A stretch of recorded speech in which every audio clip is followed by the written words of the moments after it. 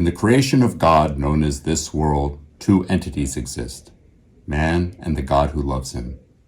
The particularly heinous act of disobeying such a loving and merciful God is told over and over and over again in the pages of the Old Testament. Still, God continues to redeem his loved ones and restore their fellowship. This is their story. Well, here we are in session 3 of Love and Order Human Relationship Unit. Now, last session we learned of the instructions that God gave to man so that he could show God how much he loved him. This week we hear the stories of how man broke that relationship, or as some more accurately would call it, a covenant. First, you may recall that in session 1 we established two characters, God and man. Actually, God established man as the object of his love, and then he gave man very specific instructions as to how to show him that he loves him back. Well, here we get to see man take those instructions for a test drive. How well is he doing? How committed is he to loving God? Abraham starts off in the land of Ur, which is right at the mouth of the Persian Gulf. He, along with his wife and his father, head west to go to Canaan. But the trip is not direct across. They have to take a northern arched journey, and they go through Haran. And it's there that Abraham's father, Terah, checks out. Not going any further. It's here that Terah settles, and Abraham, Sarah, and Lot continue on south to Canaan. And even halfway between Haran and Canaan, Abraham and Lot split ways, Lot taking the northern land above Canaan while Abraham continues on south. Now, God had promised Abraham that he would make a great nation of his descendants and they would live in the land of Canaan. But Canaan wasn't the land of youth by any means, and the older Abraham got, the less chance there was of having a son.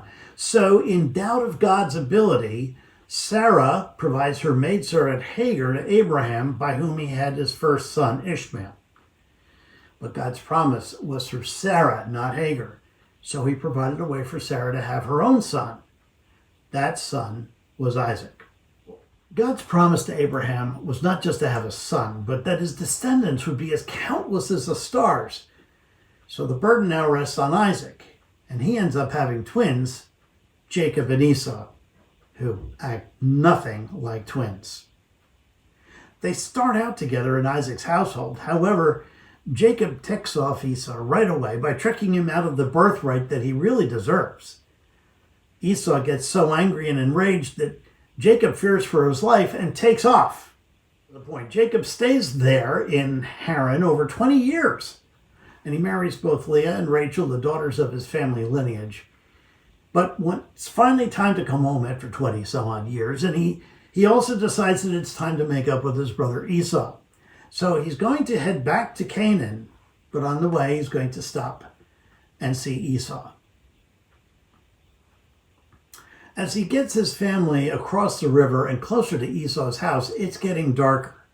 And so he says, "You guys go on ahead, I'll join you in the morning." And while he's alone on this side of the river, a stranger engages him in a wrestling match. Now, it isn't long before this stranger, who by the way happens to be an angel in disguise, realizes that Jacob isn't going to give up easily. So after wrestling all night, the angel finally touches Jacob's hip and dislocates it. Now, Jacob realizes suddenly that this guy is not just a stranger, he's an angel of God. And now, dislocated hip and all, he continues to wrestle with him and demands to be blessed by this angel. So the angel blesses him, and he changes his name to Israel, which means one who strives with God. Now, Jacob, or as he's now named Israel, goes ahead, he gets across the river, he makes up with his brother Esau, and then he finally heads home to Canaan, where he settles down with his wives and his 12 sons. And it was here where Joseph, his 11th son, and the first one who was born to Rachel, his first favorite wife, he was sold by jealous brothers into slavery in Egypt. And they thought that would take care of that. But of course, it didn't. Joseph rose to become the second most powerful man in all of Egypt by having foresight given by God to know that a famine was coming down the road. His God-given advice to the Pharaoh caused him to prepare for it by storing up food in the better, more productive years. And when the famine struck, it hit everywhere, not just Egypt, but it hit Canaan too, where Jacob, or Israel, and the rest of his sons were living. So Jacob sends his sons down to Egypt to buy food, only to discover it's their brother who's in charge of doling out the food.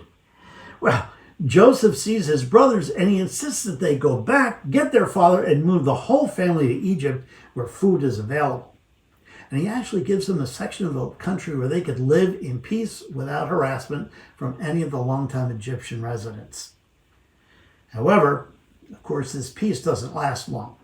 And as time goes on, and I'm talking several hundred years here, by the way, the family grew much larger and they got a little out of hand. They went from 70 people to hundreds of thousands.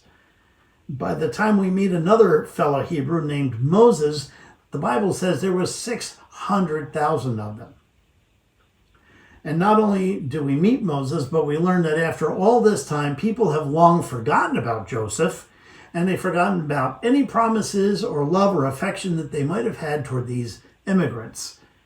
But we also learn that they, in order to subdue any Israeli uprisings, have enslaved them. So God hears the plans and the pleas of his people, and he taps Moses to lead his children out of captivity. And though he was a very reluctant leader by far, Moses accepts the challenge and leads them out of Egypt into the wilderness, where God's going to have a chat. And this is where he gives them their instructions to worship him. This is also where that possibly 2-week hike became a 40-year, 2-water body crossing, miracle-making journey that cemented the children of Israel as God's chosen nation. At the end of those 40 years, they're standing on the banks of the Jordan River looking over into Canaan, this land that God had promised them. Moses is about to die, so he turns over the Israelites to the leadership of Joshua, and God gives Joshua a promise. And it says this, "As I was with Moses, so I will be with you. I will never leave you nor forsake you." Notice how God's persistence shows up once again. Now, to take, as we like to say, a 30,000-foot view of their whole story, it starts with them questioning Joshua before they even enter the promised land. But Joshua leads them in, and through victory after victory, as God clears the land of remnant inhabitants, God is preparing the way. This is his promise. This is his people, and he is their God. Of course, this concept of God being God and not needing a king didn't sit well with the Israelites, especially when everyone around them had kings. God had developed a government where he established the laws.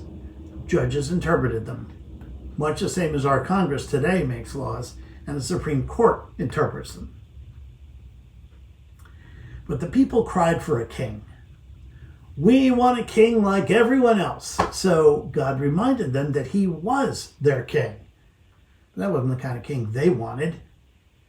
God warned them that having a king like they wanted wouldn't turn out to be all that they'd hoped for. But they insisted. So God gave them what they wanted. And after about 350 years of God's direct leadership and judges along the land, God gave them a king. And that was King Saul. And that started about 400 years of rule by kings, which didn't turn out to be all that it was cracked up to be. And then because of their continued disobedience and sin, God allowed his people, both Israel and Judah, to be overtaken by foreign nations. Israel first conquered and carried off to Assyria, and then Judah conquered and carried off to Babylon. And Jerusalem, that holy city of God, was decimated. As promised, God brought his people back 70 years later, but he brought them back to Jerusalem. And it was here that the nation of Israel was reestablished. To show the world how perfectly a city ruled by God can succeed, this city was to be a light to the nations. God's city. He is their God. And this is how and where God is to be worshipped, not with the idols and practices of the pagans, but with the love of a God they could not see. It was faith. It was a trust. They were there to love God for who he is, as he is. In every great love story, there's always a conflict and a resolution, and the one who loves the most wins out. This story tells us that God wins. Thanks for joining us today.